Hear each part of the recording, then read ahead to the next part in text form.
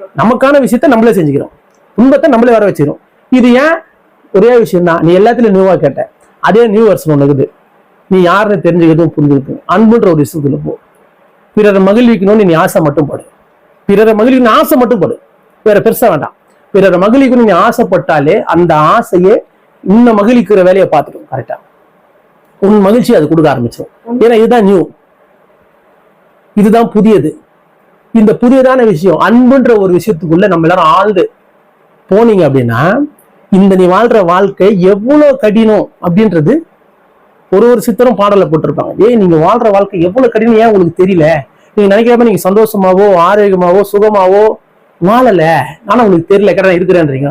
அது ஆனந்தம் சுகம் சந்தோஷம்ன்றது ஒண்ணு அதுக்குள்ள முடிஞ்சா ட்ரை பண்ணி பார்த்து ஓரளவுக்கு சந்தோஷத்தை பெறுங்க. இல்லையா அன்புன்றதுக்குள்ள கருணைன்றதுக்குள்ள முழுமையான அறிவு முழுமையான அன்பு முழுமையான சந்தோஷம் தர முடியும். ஏன் அது உங்களுக்கு புரியல? ஏன்னா நீங்க அன்புனாலே ஆனந்தம்னு அர்த்தம். அந்த வார்த்தைக்குள்ளே அது அன்புனா ஆனந்தம்னு அர்த்தம். அந்த அன்பு பிறருக்கு நீ கொடுப்போம்னு நினைச்சிட்டேன்னா உன் ஆனந்தம் அன்னைக்குதான் புறப்படுதுன்னு அர்த்தம். பிறரை மகிழ்விக்கும் போது உனக்கு மகிழ்ச்சின்னு அர்த்தம்.